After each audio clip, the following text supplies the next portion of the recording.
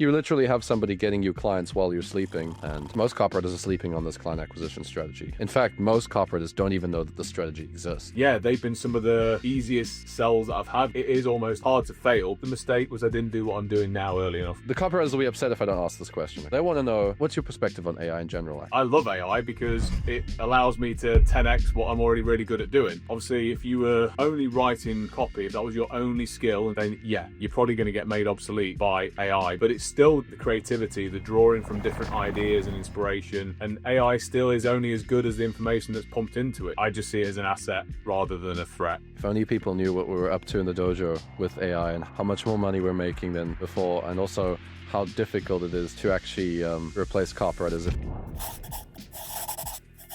All right, so today I'm here with Tom Mitchell. Thanks so much for being here, man. We've done a lot of work together, and over the years I've seen you make millions and millions for your clients with copy and work with some of the biggest names in personal brands and direct response. So I'm really happy that you're here and excited to ask you some questions. Yeah, amazing. It's a pleasure to be here, mate. We go way back. So yeah, this is really looking forward to today. Yeah, we had a lot of one-on-one calls, did a lot of coaching privately together, lots of copy critique. And yeah, you're working with some big names. I know recently you told me you helped your client make like $500,000 in just 2 weeks from some copy. Like what was like the big thing that got them that result? Like what type of copy were you writing for them, and how did you help them get $500,000 in just 2 weeks? So that was a reactivation campaign. So one of my business partners that I was working with, who like kind of digs into the CRM, looks for lost deals in the pipeline, he does all of that, and then I come up with the best email reactivation campaigns to try and basically, bring these guys back to life. And I think it was, I can't remember how many deals we got now. It was obviously a high ticket offer. Yeah. It was in the crypto space. But it generated over 500K in like just over 2 weeks. But then in fairness, they had, something like, I think it was about 3 million in lost revenue in the pipeline through this reactivation campaign that we did. So, there was a big pot to draw from, but even so, like $500,000 in 2 weeks was pretty incredible. It always comes back to like which clients you work with, Yeah. A lot of copywriters watching this are thinking, damn, I need to get those kinds of results from my clients from a reactivation sequence. But like you just said, it's like, hey, the opportunity was literally sitting there. If this was a reactivation sequence for like a not so great list with a not so great offer with not so much money just sitting there, this conversation might have been same copy with $20,000. Yeah, and that's it. They had a strong offer. They were giving amazing customer service. They got lots of social proof, so there was a lot of levers to be able to kind of like lean on. And that fed through into the campaign, pulling out some of those, reviews that people had left them, video testimonials. And again, it's, it's one of those things. It was you're putting money into people's pocket in that space, and these investments. Now, there's obviously a lot of risk associated with it for people that are maybe new to that industry, but yeah, for them, it's either make more money, or you're trying to save people money or get them out of pain. Well, that was like a massive quick win. They were getting like guaranteed 10% payout on their money every month. So when you've got such a strong offer like that with amazing social proof, it definitely makes it easier. But then it comes down to knowing what message to send in the right order and how to having like that kind of initial pattern interrupt to get their attention. Because if they've either got lost somewhere in the pipeline, or we've not communicated with them for a period of time, or they've just kind of switched off to any communication they're receiving. There could be different things you got to look at to get the result. But yeah, you're spot on. It definitely comes down to having a good client and a good list and a good offer. I think a lot of people also, they'll watch these think, especially with copywriters that work with me in the dojo like yourself, that, it might be me giving some of the secret sauce and then you go and write the copy or something. But this sequence, I don't think I even looked at before you put it together. I think I looked at the final version. I don't even think I reviewed this one. And so the real thing I wanted to ask you is, because many copywriters, they think like they have to keep having someone review their copy forever. But the reality is, of course, it's always good to get better at copy. You always can improve at copy. But once you understand certain principles of writing copy, you are no longer dependent on somebody to constantly critique you. And you got to that point a few years ago. So like when you wrote this, like how did you know what to be looking for, and how did you get to that point in terms of skill development? So if I think back to some of the work you were reviewing a couple of years ago, I remember like you'd review all of my emails. Like I would almost not feel comfortable putting something in front of a client until I got your eyes on it, because whether it's like a confidence thing and that self-doubt, like is what I'm writing really good enough? Is it, have I done all the right things to get the right outcome? Like that was, for a couple of years, was my safety blanket. And particular with bigger clients, Mm-hmm. where there's more risk of you getting it wrong in those earlier days, I think having that, somebody like yourself there to kind of look over it and give you that reassurance that you're doing the right thing and it's good. And if it's not, fixing it, correcting it, etc. Like for me, I had that for a good number of years. And then I'm trying to think the exact moment where it switched, but I one thing that definitely stood out was when I started taking some of the work and the experience of what I had from working with, say, like bigger clients like Dan Martell, and then taking it to a not necessarily smaller, but not somebody that's got the same following or that same magnitude as a big whale client like someone like Dan Martell. You're almost like less worried, because if it works for somebody like Dan, then it definitely should work for these smaller, easier clients, which is not always the case. But those principles, I think that was a kind of turning point, was when I started to take on newer clients, while obviously working with some of the bigger guys like Dan. I just kind of felt more confident doing it myself. And then the transition comes once you stop. Like you've seen, I don't come to you that often now for copy critique, because I don't need to. If it's like a new client or a new offer, and I definitely I want a second opinion, that's when you're seeing more from me in that space. And we have different conversations now about different things, and I get support and value from you in tons of different ways, but less so on the copywriting side now. And I think then once I've had a few of those big wins with new clients in completely different industries I'd never written for before, then you just got some self-confidence to go, yeah, I know my shit, I know my stuff, it works. So if it doesn't work, then just we should be able to unpack it and figure out why, because it's kind of, you've done it that many times, it's almost it's going to work. So I think that process was taking that leap, starting to do more work with new clients, all the best stuff that I've learned in the past with other bigger clients, seeing the results work really well, and then just feeling like I don't kind of need as much of that support. Does that make sense? It makes total sense. And I think that all goes back to client acquisition. It's like we talk about this often in the dojo, specifically, is that it's like the first thing we said literally on this call as well, right? It's like if you don't have a good client and a good opportunity, you could write the best copy in the world and it could just flop. I mean, I've written copy for a business that didn't nearly do as well as I was hoping for. And then I wrote copy for a different business, maybe even sometimes with less effort and less like, because it's a new niche or for whatever reason, I'd put less into it and I got a better result just because of the business, right? So you mentioned with this recent deal where you helped generate $500,000 in just 2 weeks, that you're working with somebody else. And I love the fact that you do this, because you've done this with many people, actually. You've worked with more than one person as a strategic partner. Can you tell us a little bit about that client acquisition strategy, that having a strategic partner that actually is kind of like almost like a referrer, but you also work together, Yeah. So I've got 3, I would say, that I class as business partners now, strategic partners. 2 which have brought me a significant amount of business, and 1 where it's probably a bit more ad hoc, different smaller projects from time to time. But I've still got a great relationship with them, and they've sort of helped me and coached me in other ways. But the 2 that brought me the most business, I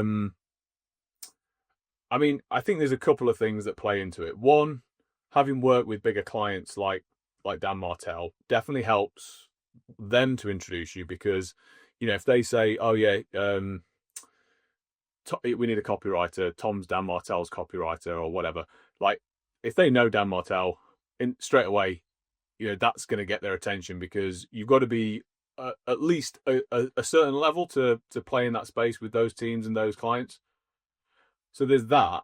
The other great thing is, if they are highly thought of with the existing client and they like, know and trust them, just by association, when they refer you and they say, I've got just the guy for this project or for this, this role, it's almost like you just need to kind of turn up, reaffirm what they already believe they're expecting you to be able to do on the call, from what their person's told them. And they've been some of the easiest sells that I've had when I've got on with these new prospects, because you can kind of just you can cut through the, I want to say, the pleasantries, or the kind of the initial bit of are you legit? Can you do what you say you can do? Because they already assume you can. You just then, as long as you can back that up with some substance on the call, I just find those the best conversations, because it becomes more like us chatting now rather than me following a script and asking all these discovery questions and trying to kind of close them on the phone. It's almost, it's a much more enjoyable and easier experience from a client acquisition. So yeah, I think to build those partnerships, though, you've obviously got to get some wind under your belt with them. So, if in those first projects that I did with these, my business partners, I didn't deliver, well, then it's going to be over, because you're going to make them look bad. So if you can't deliver, luckily and fortunately, I did deliver. In a couple of those projects, one of them was the crypto client that we spoke about, where we made a hell of a lot of money in a couple of weeks. So the client was amazing, overwhelmed, really happy. And then we moved on to a few other projects. My referrer, my business partner, he was over the moon, because he then knows and trusts I can do what I said I could do. And I got introduced to hit. Yeah, exactly. Yeah, because he's going to win. He's going to win more, make more money. And he knows, likes, and trusts me. So yeah, it becomes a very virtuous sort of cycle. And yeah, I mean, so that's been the big leap, I would say, last year. So one of those strategic partnerships, I became friends with him, I think back in 2023, when I joined CMOX to kind of, take my CMO skills to the next level. And we just became friends, and we stayed in touch, and we spoke about building something together. But it actually took about 9 months before we ended up doing our first project together.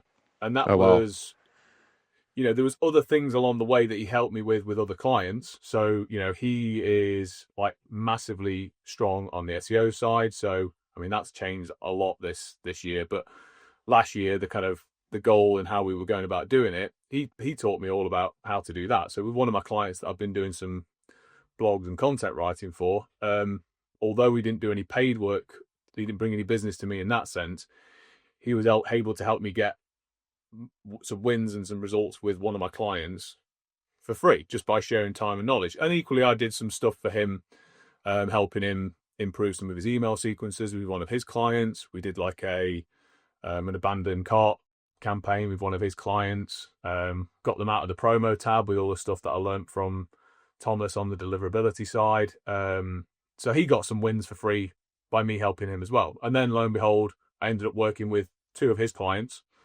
on a retainer basis as well. And now that one in particular, we're doing some upside deals with new clients that we're taking on. So again, his big thing is paid ads and SEO. They're two of his real kind of strengths.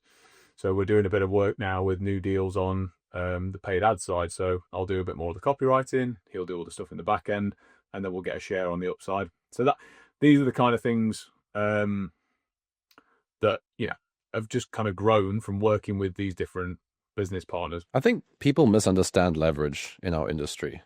Based on what you're saying to me, it really is leverage what you have. It's not, it's not like every form of leverage is having a content department of your own, publishing videos, on YouTube, or, some people may look at this and say, oh, Matt's got leverage because he's got a podcast where he interviews people and he has a team and stuff. And yes, obviously that is leverage because I'm not just doing it myself, but copywriters, even as a one-person business, you have so much leverage, right? I mean, having a strategic partner means that you have somebody that's actively out there acquiring clients and opportunities for you when if they're in a different time zone, literally while you're asleep, Yeah. So you literally have somebody getting you clients while you're sleeping. And if you have multiple strategic partners, you have the same thing. If you have lots of results on your, let's say, resume or, on your CV, it's sort of the same thing, because if you apply to 10 gigs without any results, you might get rejected on all 10 of them. But if you apply to 10 gigs when you have an impressive CV, you might schedule an interview with 5 of them. So is that also not a form of leverage? So I think a lot of copywriters misunderstand, or they don't see that leverage does not always show up just in the form of delegation. Leverage also shows up in the form of your reputation, your network. Your network's a massive form of leverage. And where you are in your career right now, Tom, I mean, it's just been a compounding. I mean, I'd love to circle back to Dan Martell at some point in this conversation and hear a little bit about that, because I really enjoyed that when we were working on it together, and we were looking at But it's before that you had some pretty impressive clients too, and then once you close down, it's now that adds leverage. So for everybody listening, that's where the leverage is. You don't need to go build a business. You don't have to go build a business to get leverage, right? A leverage is within your business as a copywriter too. Do you know, it's funny, I hadn't looked at it like that way, because in a traditional sense, I would also think about leverage in terms of my time, as you say, delegating to people, buying back my time. That's how I would have probably thought of it. But you're right,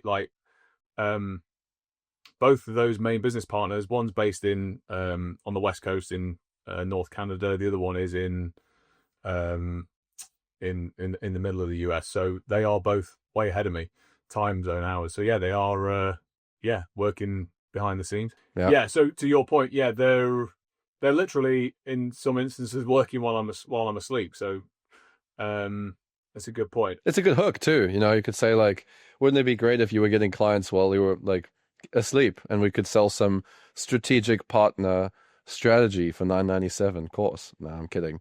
But this is the thing that people underestimate. They think it's all about this outreach game. They think it's all about, I got to send 1,000 DMs. I got to send 1,000 emails.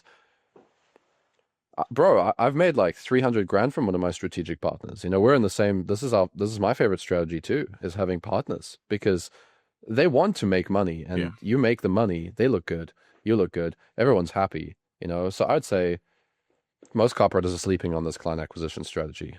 In fact, most copywriters don't even know that the strategy exists. I think if I think back to when I was first starting out on my own, you were my coach and my mentor, my only real coach and mentor on the kind of copywriting, but also from the business side.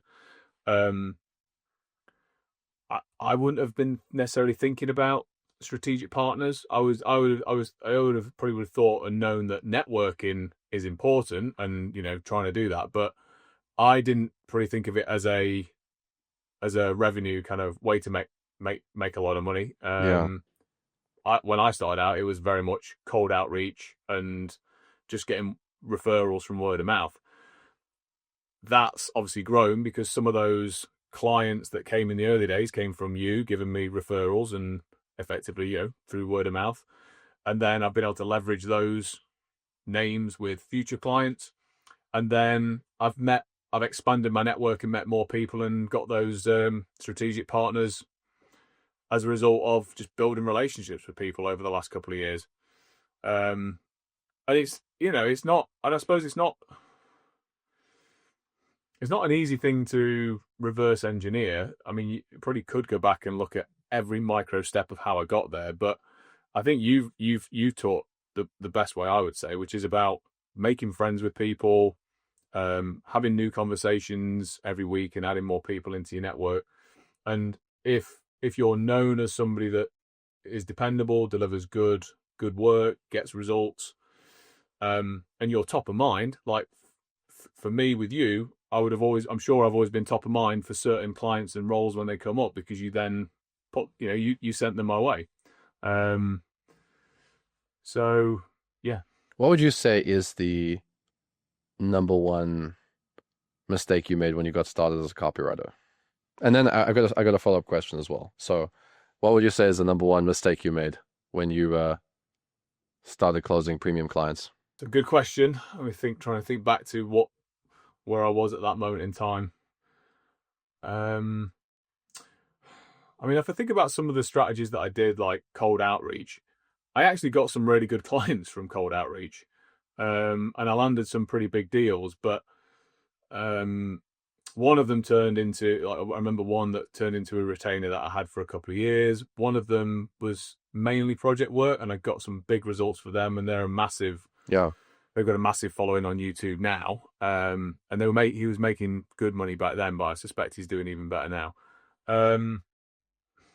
Could I have doubled down on that more? I was doing it consistently every day. I was probably sending I don't know, by today's standards, I haven't done any cold outreach for a couple of years now, but I was... No cold outreach at all?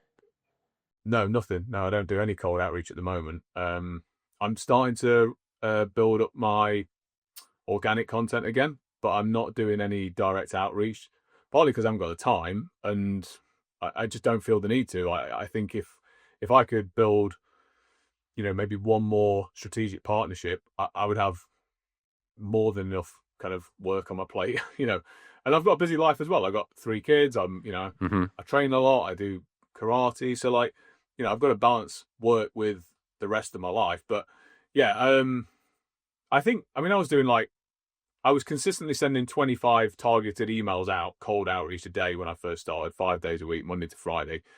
And that definitely got me some good early wins and early clients. One thing that did definitely work was working with you. So getting somebody like yourself who is, maybe a couple of years ahead of you in the skill that you're trying to develop, but is also just, you, like I said, all the time we've worked together, you've not only coached me on copywriting, you've coached me on loads of other elements of client acquisition and just business in general. So having a map definitely is something I would... The map advantage. Yeah, I'm so glad that I got you as my coach and my mentor back then. No questions about it, because you've opened so many doors and helped me build so many relationships. Endless times I could think of where you've helped me out on problems and stuff with clients. So that was a right thing to do. I'm still trying to think the biggest mistake. I think if I could have got to the position I'm in now faster, maybe I should have, joined things like other communities like CMOX, where I'm then, because instantly I was plugged into 80 other CMOs and fractional CMOs and other business owners, which then I built some really good friendships, a couple of strategic partnerships from that. Mm-hmm. So I do think that would have been something I wish I'd have maybe done something different sooner, or joined some other groups targeted where I could build these kind of partnerships. But I don't know, man. I think there's something about being in the game long enough, isn't there? You said to me in the past, a lot of people that started out when I started out with you, that are no longer doing what we do now. And, there comes a point where it is almost hard to fail, because you've got so much equity built up in relationships with people and connections and portfolio stuff that you've delivered and results you've got. But yeah, if I could have got those strategic partners, if I'd have had a couple more Matts or a couple more of my other partners 2 or 3 years ago, I reckon I would be, probably easily doing $500,000 a year now. So I don't know. It's hard to say. Yeah, man. That's the goal. I think in the next 2 years, that's where I'd like to be, and then, we'll go from there. But I think maybe that's the mistake, was I didn't do what I'm doing now early enough on the kind of building partnerships. Tell me a little bit about the mistakes. No, actually, I wanted to ask you something else. I wanted to know a little bit about, yeah. Tell me a little bit about the journey to multiple six figures, because you've been making over 10K a month. And I know you've had like maybe 1 or 2 months here and there, but like basically you've been at six figures for a very long time now. What's the journey like to go from 10K a month to that next level, to like getting to 20 and beyond? Like, what is the stuff that you're noticing that you don't have to deal with on the way to 10K? What do you mean? Not deal? You don't have to deal with on the Like way just to 10K. what's it like? Yeah. Like, what's it like? Because I know, closing that first big client is hard on the way to 10K, right? But once you close that client, closing other big clients is no longer like the biggest thing. It's like closing another deal, and like the 2 weeks, $500,000. It's not it's not as sensationalized as the first time you've done something impressive. It's like, it's cool, it's great, but it's just another win. Whereas there's other stuff that you have to deal with, like on the way from 10K and beyond, there's like other things I've seen. I'm curious what you've seen. Yeah. I am okay. So I think that kind of like 0 to 10K, as you say, getting that first, or those first big clients where you can then use that to leverage getting more clients. Like, that's probably the big thing between 0 to 10K. And I think if, maybe if I'd have gone into, I don't know, maybe like an agency or something where I could have got more exposure to bigger clients earlier on, just to kind of like really push me further faster, might have been something I could have explored. But it is what it is. Now, like, consistently hitting 10K, and like I said, I've had months where I've been sort of between 16K and 20K. I've not gone over the 20K yet this year, but this will be my best year so far. And I've kind of like, since 2020, when I officially registered my business, I've grown year on year every year, which has been consistent and good. But what am I seeing now? I mean, the demand from the clients that I'm working with is more. I feel in some ways less pressure, because I know what I do works. But yeah, I mean, the volume of work that I'm doing with some clients, it can ebb and flow. Some like this week, for example, one of my clients, we just launched a new funnel, and that was last week a lot of preparation into kind of getting that up and running, building out all the workflows. And this week we've been launching and stress testing, and so like that last week and this week's been pretty full on. I went away for my birthday. We went to Norway for 5 days, so in preparation for that, I had a kind of busy couple of weeks just making sure I'd got everything like as much done as I could before I went, so that we could actually properly switch off for 5 days. And I didn't switch off entirely, I was still doing a bit of stuff in the evening when the kids were asleep, but it was like an hour a day or something stupid. So, I can't really complain at that. But yeah, I mean, the clients that I work with are actually, all of them are very good in terms of that kind of balance, as in none of them are taking the piss when it comes to, working out of hours, or unreasonable hours, or unreasonable deadlines. That being said, a couple of them they're really hungry, driven entrepreneurs, and making a lot of money. So they do want to go fast, and they do want to get stuff done. But actually, I find like the clients I'm working with now, how would you say it? Like, we've got that mutual respect. They because they've done it so much, they know what good enough is. They know what to expect from you, what not to expect. So that I don't get as much, like, you're not getting paid as much, and their expectations are up here, and they want more and more and more. I get less of that. I don't know how to kind of describe that. I'm getting more of, you're getting paid a good amount, and you're delivering a good amount, and it's more balanced. Does that make sense? Yeah, I mean, that makes sense to me. Yeah. I mean, they're professionals. They've worked with copywriters before. When you're on your way to 10K, you might get a couple of clients that this is their first or their second, big copywriting hire. So they're like, oh, we should do it this way. We should do it this way. Whereas those guys, they've got a marketing director that understands copywriting, and they're like, here's what we kind of need to do. Here's all the things that you probably need. they set you up for success better than most clients do. Most like earlier on in the journey clients, let's put it that way. And yeah, and that's, you're exactly right. Like, my onboarding process is quite in depth in terms of the amount of questions that I ask and the details that I pull from the business.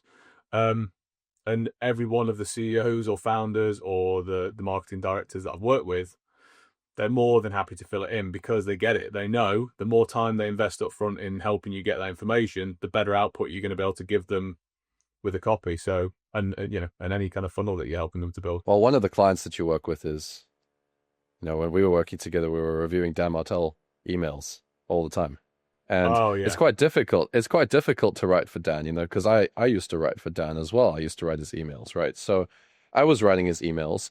Then you started writing his emails. And he talks to some very, very sophisticated business owners on that email list. I mean, I know today he's doing a lot of more, he's got a broader market. So his messaging might be a little different to when we were writing, or when I was writing for him, it was just for founders. Now he talks to other people as well. But you have to maintain that voice, And I remember you'd spend a long time writing those emails because you really put a lot of love and effort into them. What is it like writing for somebody as successful and as big as a personal brand like Dan Martell? I mean, that kind of goes back to what we touched on earlier. When you're writing for somebody like that, you want to make sure you get it right because, you just can't afford not to. For them, they'll know straight away if what you've written doesn't sound like Dan, and that's important because obviously their audience is going to pick up on that, which nobody wants. So, I mean, for me, working with clients like Dan, I get a massive sense of pride because you see how good the stuff is, the content that he's creating. And I've been following years before I was even working with him. I think I started following him back in like 2019, where, you look at his YouTube content back then, it was always Dan stood in front of the, plain background like I've got here. He was in his shirt. He did everything. He did the videos, the scripts, the recording, and he was giving out so much value. And it was predominantly aimed at SaaS founders back then. And, with his background coming from, 5 times founder himself and exited, various companies and angel investor in all these SaaS companies and coaching them, he is the man, the go-to man for that industry. So, but as he's grown and evolved, like he's obviously also been mentored and coached by other people. And I think one of the things Dan talks about is being a belief collector. So, if he discovers something that shifts his belief and he thinks that's the better thing, that becomes his belief. And then he tends to like kind of create his own spin or own words and things around that. And so you have to know all of those things, know what Dan would say. And that came from, I mean, this is way before AI was as good as it is today in terms of like being able to pull a transcript from a video and digest it all in seconds. This was, you had to study past content, emails, videos, so that you could really understand those different nuances. So yeah, back then that was way more time consuming, but it worked because when you looked at some of the results I was able to get on, we were doing things like different, like we were doing hand raiser emails, maybe like 3 per week for different segments. So, if you're talking to somebody in the boardroom level, which is a sort of, 1 to 3 million a year turnover business, compared to a completely brand new startup founder, to maybe a founder that's already kind of got product market fit and they're at 30K scaling up to 100K a month or whatever, there's very different messages and pain points and things that you've got to be able to articulate. So the complexity with Dan and SaaS Academy at the time then was you had those 3 different avatars, and it was 3 different offers. It was ultimately coaching on their SaaS business, but you had to know all the different pain points, all the different desires. And I listened obviously to all of Dan's podcasts, his videos, consumed all of his content to then be able to know that audience intimately. And yeah, obviously back then, like working with somebody like Dan, and it was a great retainer with the team. Obviously, was doing two brands. We was doing his personal brand and the SaaS Academy stuff. So so I obviously did not want to get that wrong. And yeah, you were my second pair of eyes. You'd obviously already written copy for him for a long time, so you knew the industry, the audience. So I had a great mentor and coach to help me get to that next level. And then what I found was just my copywriting skills just kind of like 10x in probably, I was working with them for a couple of years, but in that first probably like 6 months, I kind of like leveled up and 10x'd my skill from working with somebody like that, because you had to go deep. So yeah, but like I say, the more of Dan's content I consumed, even in the early days where I was just following him because I enjoyed his content, and I was working more with B2B SaaS companies and other SaaS founders as their copywriter. So I kind of wanted to understand that industry. You realize how good the stuff is that he shares, and that's then influenced and shaped a lot of how I operate today. Like, his book "Buy Back Your Time," that I've read that from cover to cover probably like 3 times, and there's stuff in there that I still use today in terms of like how to like his camcorder method. Like I learned that from Dan about recording a process that you do that's repeatable and then being able to transfer it to somebody else. If it wasn't for Dan, I probably wouldn't have learned about 75 hard, because he did it I think like 4 times before I'd done it. And yeah, so when I saw the results he was getting, and if you look at back, I think it was probably like 2022, maybe 2023, where he got real shredded and he bulked up. It was like, I think the thing he was saying was, the funny thing was, I've had this body for the last 20 years, and if I'd have just done what I've done in the last 90 days, I could have had it for the last 20 years. And that was a real belief shift for me, because that's when I did 75 hard last year. And I mean, I got, the results I got the first time I did it. It was incredible. And then that's now because I'm on my 4th now.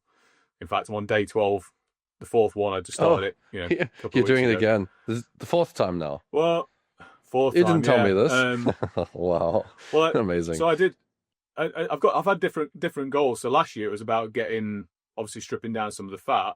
This year it's been about adding more muscle. So I've been increasing like my protein intake. I've been lifting, doing more hypertrophy versus what I was doing last year. So I've got different goals, but the discipline of following it, I just find just works. And my wife jokes with me to say, you can't live without that program. You need to just do it all the time, because if you don't, you'll probably go back into your old ways. And she's right. I find having that structure massively helps.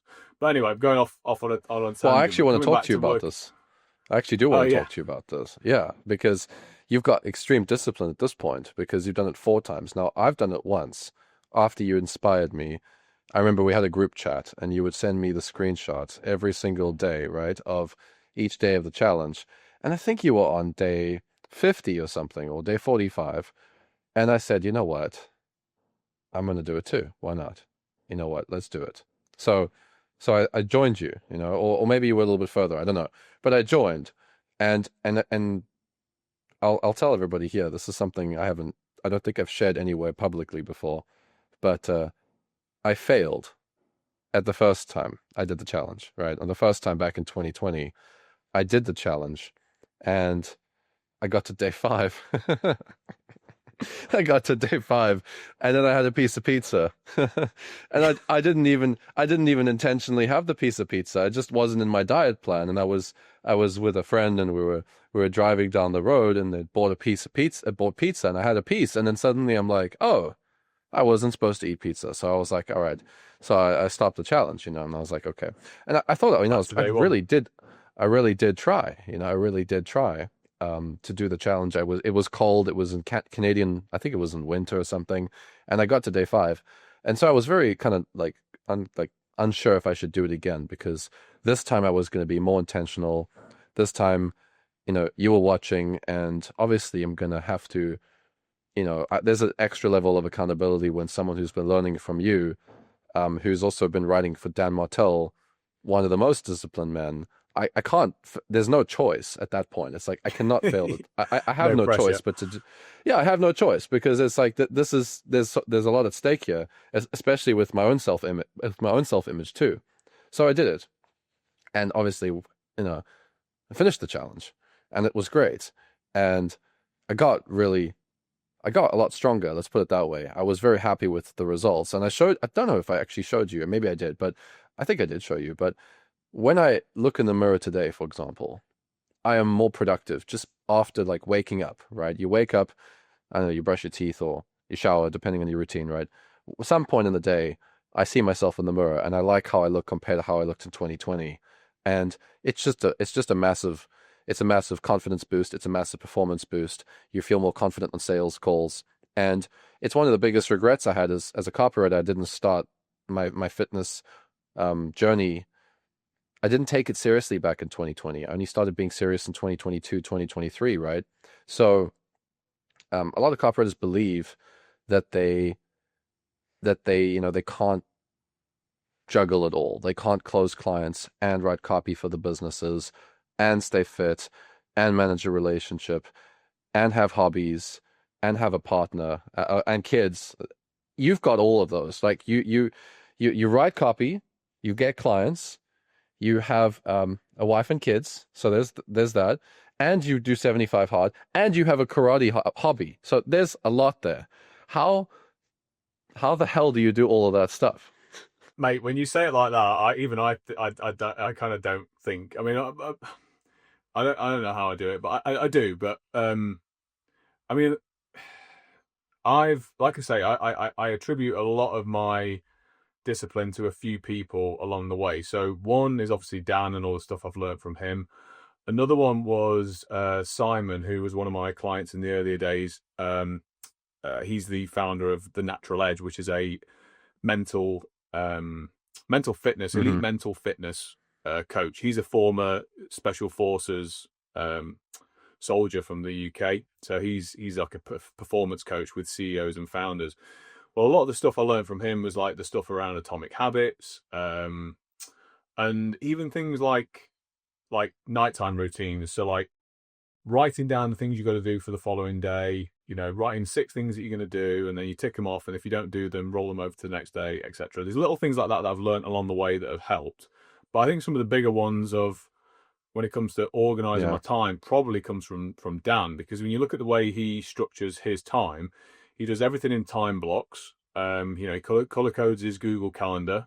So I've just sort of emulated a lot of those best practices, because my thing is, when you see someone as successful as Dan and the amount of money he makes, like, if he can train as hard as he trains, if he can find time to spend time with his family and his friends and run the business as he does, granted now he's at a different level, he's got bigger teams, he's got that side of the leverage, but he still made it happen because he wanted to, and he just figured out how to do it. And for me, everything's become structure and routine, which, like, if you'd have spoken to Tom 15, 20 years ago, that would have been my idea of hell and nightmare. I was always like, if somebody asked me to go out for a drink, last minute, one of my friends, I'd be there. I've got to, get invited to a party or whatever, or we're going to go and do something ad hoc.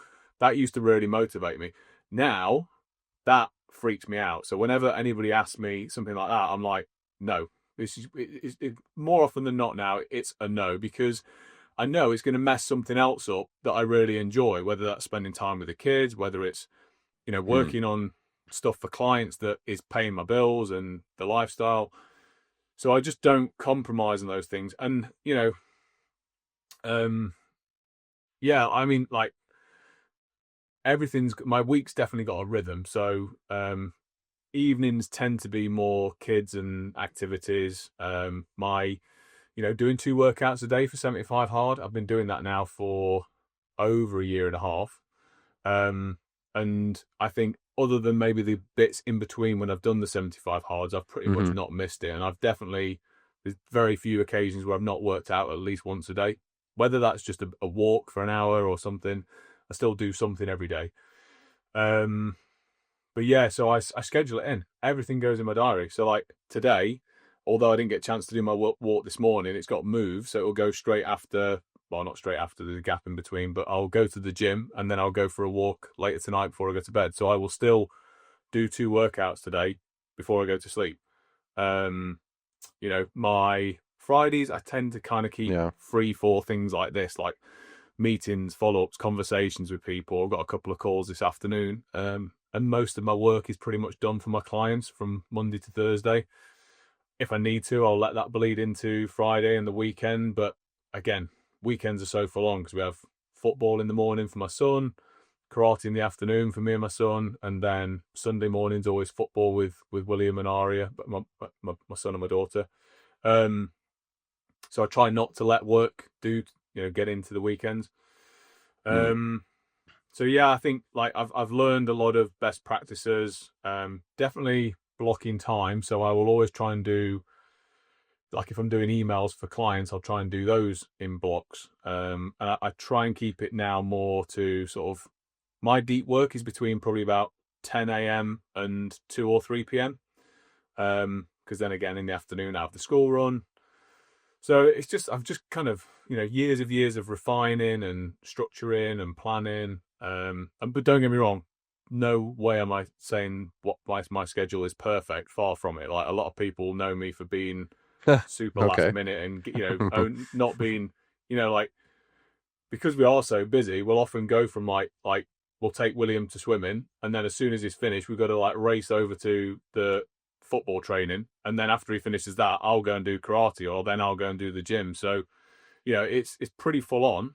But similar to what you said earlier, when I look at, don't get me wrong, I've got a lot of stuff I want to do to my body in terms of like aesthetic, where I would like it to be, but it's way better than it was 2 years ago before I started 75 hard. Like my body fat now is, consistently kind of 17%, never goes above that really. And it's kind of getting better and better as I'm building up more muscle, and that body comp is starting to change. That obviously takes time. So, in the next few years, I hopefully that gets a bit closer to sort of 12 to 15%, I think is where I'm going to be, maybe further. But yeah, I don't know. That's like, I like the clients that I work with. I like the work that I'm doing. I like the income level that I'm at. I would like it to obviously be 2, 3, 5, 10x that, and that's my goal, to kind of grow that over the next couple of years. I love the stuff that I do with my kids. I'd like to spend more time with them and my wife, so that's a motivation. And I enjoy training. I enjoy going to the gym. I enjoy karate. So like for me, I don't want to do anything that jeopardizes that. So that kind of all feeds into the more successful I am for my clients, the more security that gives me, the more income that gives me, that feeds everything else that I want to do. And like my body, like, because I've seen people around me, and if I think, people that I know that are maybe older in life that haven't had that discipline when it comes to the health, I see the impact that has on them, like through like joint pain and back pain, knee pain, etc., and all different health problems. I don't want any of that, and I'm, can't necessarily avoid it, but I'm doing my best to try and avoid it. So there's a prevention element as well of doing all this, eating healthily, training hard, and like alcohol. I mean, I haven't touched a drop of alcohol since I started in March 2024, 75 hard. Like most of my friends still think I'm a weirdo for not drinking alcohol, but then, some of my other friends in different circles, like my business partners, like they get it because some of them have done 75 hard themselves, and you can't drink any alcohol while you're doing 75 hard. So yeah, I think I prefer the way I am now, the version of me, and I just want to make that an even better version of me over the next 5, 10, 20 years or whatever. I put some notes down here. I got some good takeaways I think some people can really consider implementing into their own lives. So one thing for sure is blocking. And this is something I've seen you do very well, not just with what you're talking about with fitness, but also with clients, because you have done a lot for clients in blocks. I remember looking at your calendar when we were doing a lot of one-on-one calls together. You actually had blocks for each client. And it is obviously very difficult when you are creative to always block everything, because sometimes things take longer than anticipated, and sometimes there's other stuff that comes up, and but the general idea of being very, very intentional. And if you're a person that likes organization and routine and having structure, I think this is, I would recommend this to you as a copywriter. I think this is a really, really good way to do it. Another thing that you're going to find on your way to 20K and beyond, which is, what you found in discipline and with other people, is saying no more often, right? And you've already started to see that, right? It's like you're too busy. Well, most people, right? Not you, but most people, you're too busy making 5 to 10K a month to make 20 or 30K a month. You're just too busy because you're saying yes to stuff that's taking too much of your time. It's taking too much of your energy. You're spending time on low income tasks, or maybe not even low income, because 5, 10K is good money. It's just you're spending time on the stuff that's less leverage, there's less impact behind, there's less big needle moving stuff behind it. And once you start working with the bigger businesses and you start working with other people, like, you have to say no. So that's the second takeaway I took from this. And the third one, the biggest one, I would say, for a lot of people, which is the biggest bottleneck for copywriters in general, is usually like closing those big clients, is you don't have the time to sit there and send thousands of DMs. The reality is the only way you're generating clients is because, we sat down, but you sat down and you thought about, like, realistically, the kind of business I need this to be for me to have the lifestyle I want. I'm going to build my business around the life I'm going to live, not the other way around, at the cost of my health, at the cost of time with my family, at the cost of my hobbies. And so the strategy you chose was very different to, let's say, somebody who's 18, who has all the free time in the world, to just send thousands of emails. Like, yeah, you can at 18 years old. I mean, sometimes I recommend copywriters do that, because they say, I don't actually, not that specifically.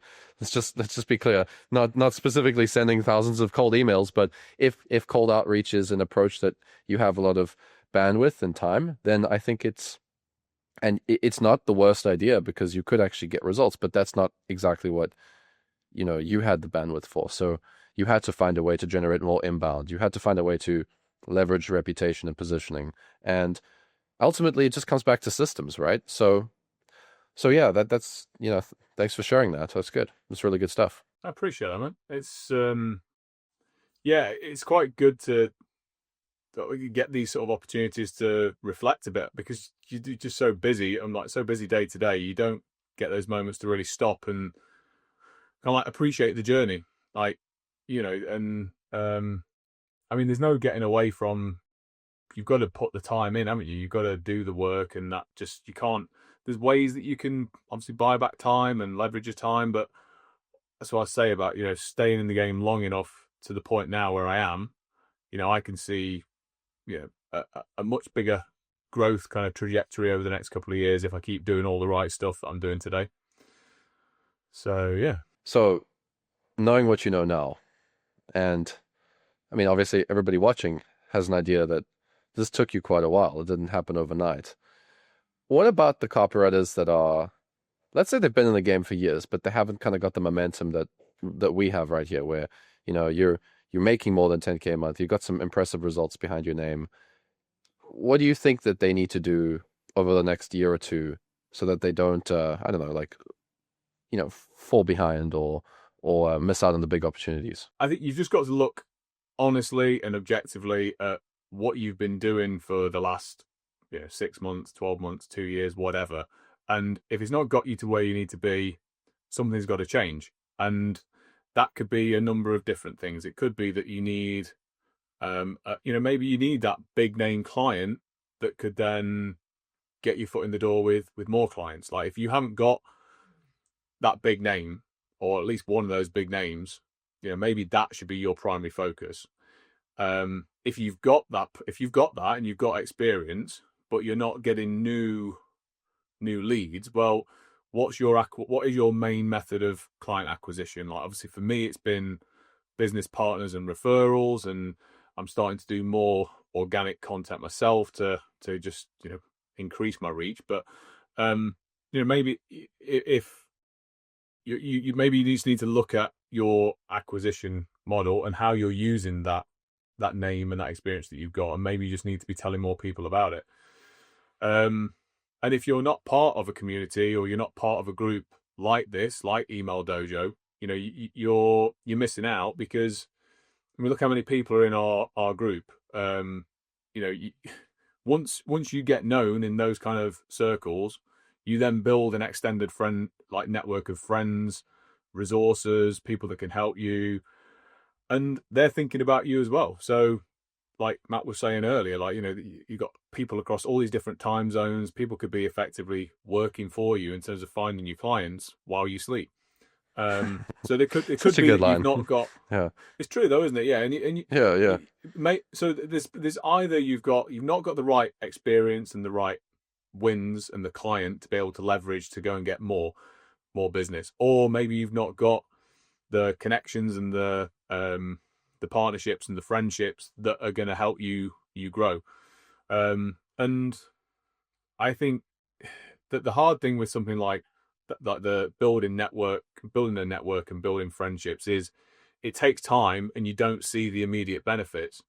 And like that instant gratification is frustrating, because if you need money and you're not making enough, it's hard. Like you kind of you want to do everything you can to change that situation, but it does take time. But once you've done it and you've got a couple of those relationships and you see the wins that you get from working with people like that, you don't worry about that, because it will work out. And if worst case scenario today, for some crazy reason, all my clients said, sorry, we're cutting your contract, we're stopping work, yeah, that would be a real oh shit moment. But what would I do? I would literally speak to everybody in my network to say, hey, I'm available. Can you, do you know anybody that would want to work with me? And I would have conversations going instantly. Whereas before, without that network, I'd have to just do the cold outreach myself there and then, which is probably going to be less effective, because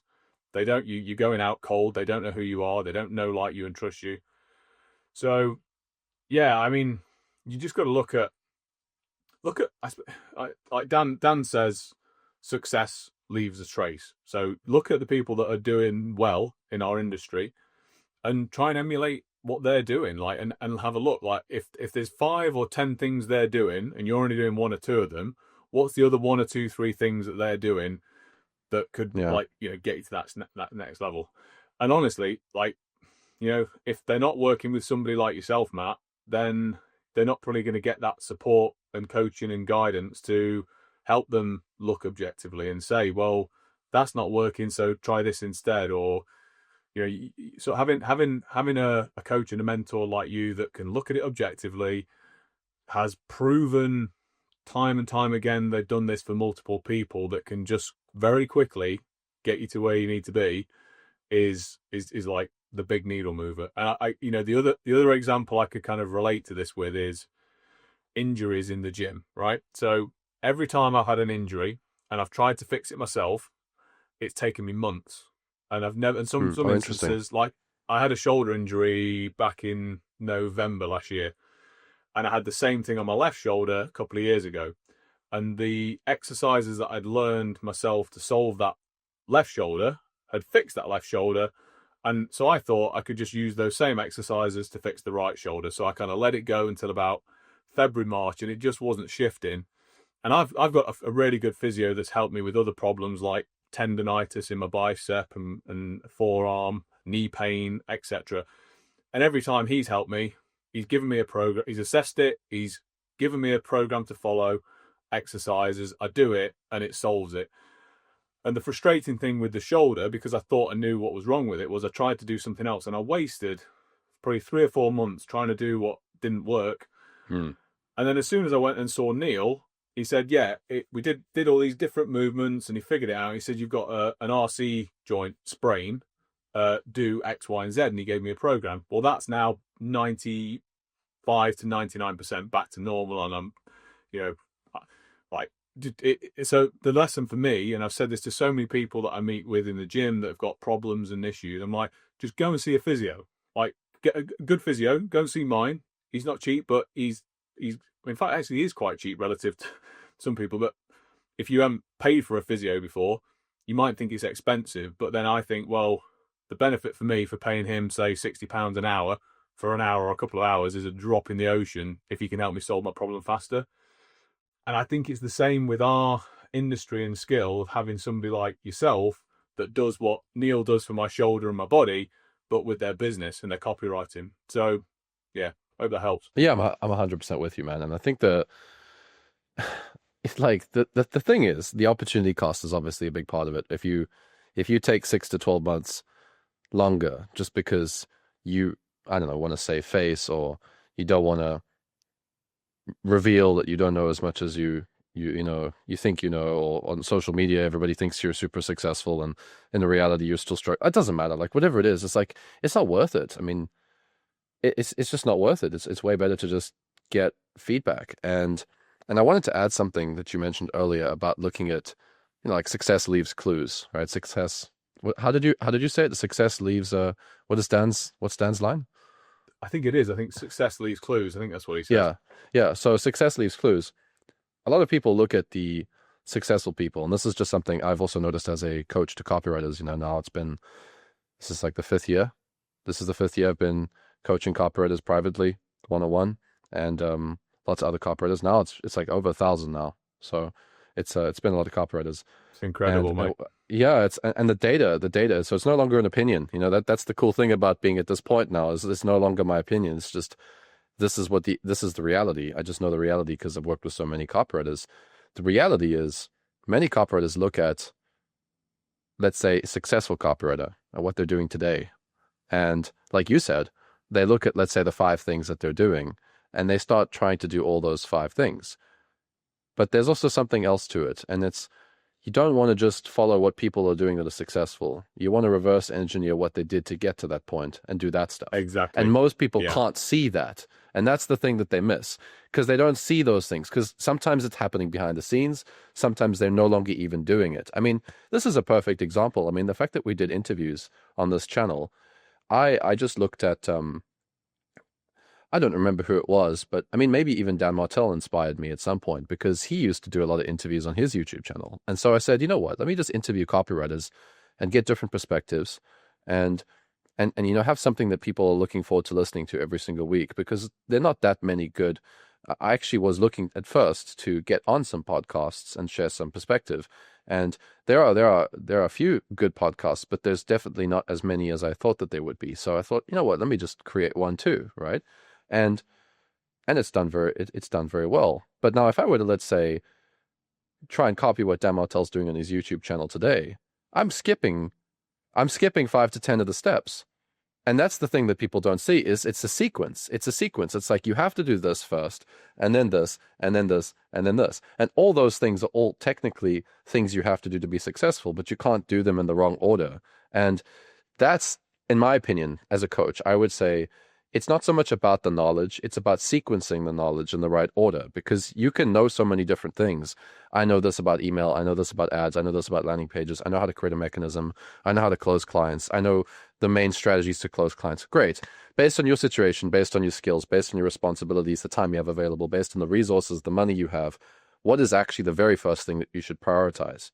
And then the next thing, and then the next thing. That's something I think a coach can say, hey, here's the sequence of events. Put them in this order. It'll take you 5 months instead of 5 years if you do it this way. And then really it's up to the copywriter to say, like, if they're going to follow it or not. And I mean, you're a testament to following a good sequence, because look at what you've done now, right? I mean, you've done a lot of great stuff. It's impressive, I was going to add to that. So it reminded me. So Dan says, don't compare your chapter 1 to somebody else's chapter 10 or chapter 30. So like, he's been doing what he's been doing for 20 years, like building SaaS companies, coaching SaaS founders, etc.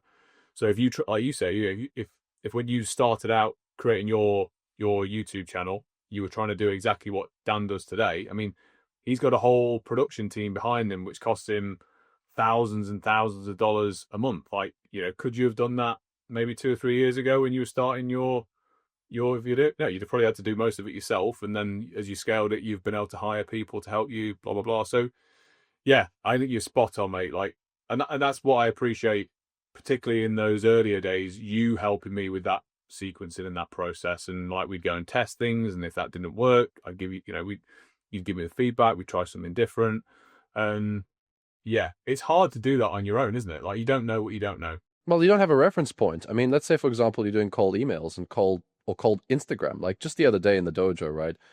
We had a call with a copywriter who makes 60 grand a month. And he was like the guest coach with me. And we were doing this, we were doing this coaching together and looking at his Instagram DMs.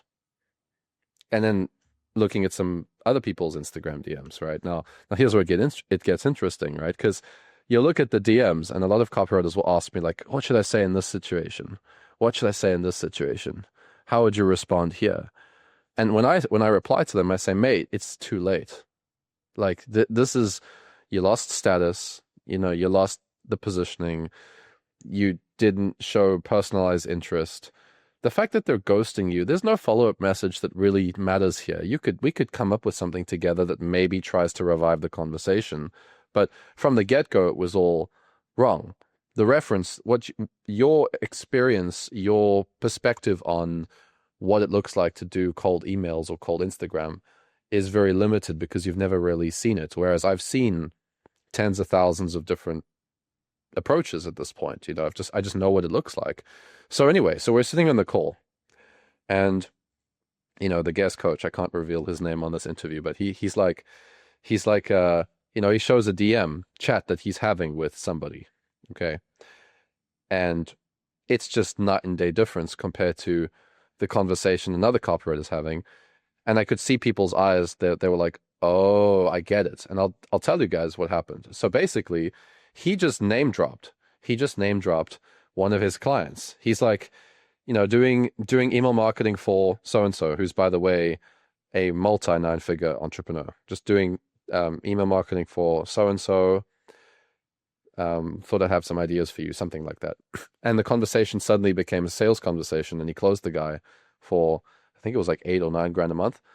So not everybody obviously has a 9-figure client that they can name drop in the DMs, but the understanding, like the principle is, okay, if you can create positioning for yourself, frame yourself differently, you don't have 99% of the problems that you're coming to me to ask me to help you solve, because you solved the core issue. The core issue was your status, your framing, your personalization of your message, the angle you came at him with. Most of the copywriters in that DM, they were like, or most copywriters in DMs generally, not really our clients in the dojo because we've trained them differently, but most copywriters with DMs, they're like, hey, I wrote you a landing page, hope it helps, bye. And then they like send a link to a landing page, or hey, hope this was helpful. But there's no context, there's no credibility, there's no personalization, there's no real effort. Compared to this DM, it's so personalized. The very first message, even though it was like 5 words, he just said 5 words, it's just so memorable. The business coach that was replying to him started laughing, like sent a laughing emoji back. Conversation's different from day one. I don't have to tell you how to follow up to a guy like that. It's done. Yeah, deal's closed, so anyway, this is just another, testament to what we're talking about is don't compare your chapter 1 to somebody's chapter 30, but also know that when you're in chapter 1, what you're about to experience in chapter 2, somebody else has been through chapter 2. Lots of other people have been through chapter 2. You should be around those people. You should probably be around those people and probably save you from, spending a long time in chapter 2. Maybe you can move through that phase a lot faster if you just have exposure. So last thing I want to ask you about, because we've been having a great chat here, but I don't want to miss this because I know copywriters will be upset. The copywriters will be upset if I don't ask this question. Okay, so they want to know the trajectory with AI, like how AI is, changing the way copywriters do copy. And do you think that there's opportunity for copywriters going forward? Do you think that, like, what's your perspective on AI in general? Actually, let me just ask it that way. I mean, I love AI because it allows me to 10x what I'm already really good at doing. you just, like take that example of, like we were saying a few years ago, having to get a transcription of a video and then, or listen to the video, make your own notes, come up with your own ideas and hooks. Like, there's so much you can do with AI to accelerate like the basic stuff. But I think if I didn't have the background and the depth of knowledge that I have in copywriting and just marketing in general, it would make my ability to know whether what I'm getting from AI is good or not much harder. And you'd probably have a lot more like mistakes and fails along the way. Whereas I can tell instantly whether something I'm getting from AI is the standard I need. So, for me, if I think like the amount I'm using AI now compared to maybe like even like a year or 2 years ago is way more, but I'm actually delivering more, better quality work for clients. Well, not necessarily better quality, but I'm doing more work for clients in less time to the same standard, and in some instances better. Do my clients say to me, "Oh, Tom, are you just pressing a button on ChatGPT and it's pumping out all the work for you?" No, they don't care, because what do they care about? They care about the result. So like and there's things that AI still can't do yet. Like a scenario last week or this week actually, we did some list cleaning with one of the clients a couple of weeks ago, and it was based on the ESP's guidelines around best practice, and I'd spoke to the support team and they told us exactly what to do. Well, lo and behold, some of the logic wasn't right in that, and we ended up, I think, potentially taking some people off that list that shouldn't have got removed. So, my instinct was then, right, well, we've got to put them back on. And, because we saw an instant drop in some of the numbers. And as a result, like, for example, one of the weekly calls that we schedule only got maybe like 10 people show up for it. And we normally get at least 15 to 20. Sent one out this week after we added people back in. 29 people showed up. 90 people booked, and there was like 30 people showed up, and two clients were closed on that call. And this is a high ticket client. Like that stuff, AI still can't like resolve that situation right now. So the value add isn't just in your ability to write good copy. It's in problem solving and getting those solutions and doing things. So I see it as it's like my assistant. Like it just helps me do some of the stuff that you would have maybe paid to delegate to an EA a couple of years ago. I've got AI doing all of that for me now. So yeah, I just and it probably gives me more confidence knowing that I've got things that would have taken me a lot longer to do in the past that I can speed up. So when I onboard a new client, I can go through that process even faster now. So I can get them results faster. So to me, it's like a superpower to do more for clients and for me to get better results faster, and then helps me scale. So no, I mean, I do get, obviously, if you were only writing copy, if that was your only skill and the only thing you could bring to the table with clients, then yeah, you're probably going to get made obsolete by AI, because it probably is going to write better the copy than you eventually. But it still doesn't, there's still the human, like the creativity, the drawing from different ideas and inspiration. And AI still is only as good as the information that's pumped into it. It can't predict the future. It can't see everything that we may intuitively pick up through experiences and things that we have as humans. So no, to me, I just see it as an asset rather than a threat. And it's massively helped me in the last couple of years. If only people knew what we were up to in the dojo with AI and how much more money we're making than before, and also how difficult it is to actually to replace copywriters. If only they knew like the kind of stuff that I suppose I'll share one. So like, I mean, there's one copywriter that made $50,000 US last month, and he was able to do it because he's able to use AI, right? And that wouldn't have been possible, I would say, with the workload he's doing. I wouldn't have been able to do that. I didn't do that as a freelance copywriter. I didn't get that high. I think I got to like 40K. I didn't get to 50, So that's impressive. It's very impressive. And even this last week, I've been doing some very intense research for a sales letter project I'm working on. I've written 2 words of copy, 2 words. It's the name of the product. Okay, that's it.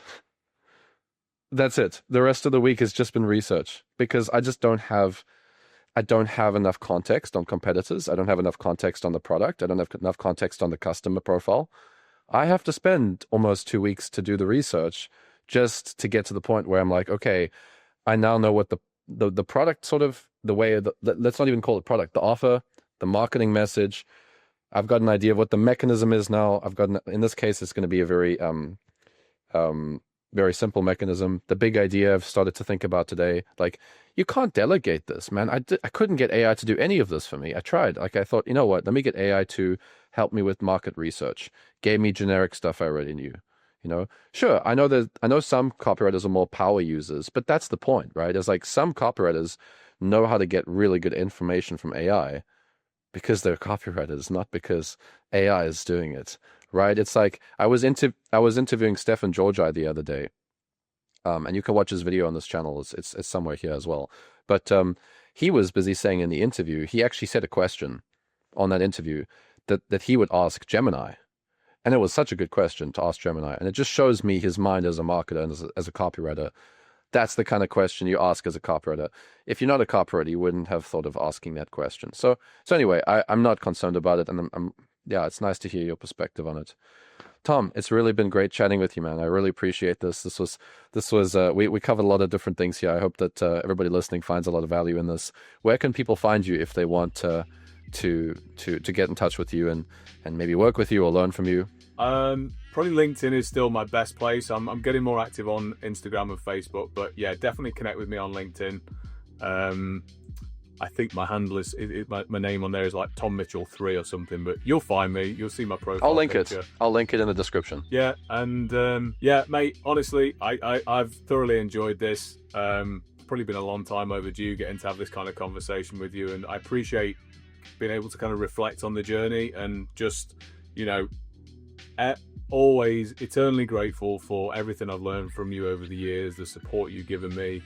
And the friendship that we built, like, you're somebody that I couldn't imagine not having you in my life. You're that important. So I appreciate that, everything you've done for me, and really enjoyed today, mate. Thanks, Tom.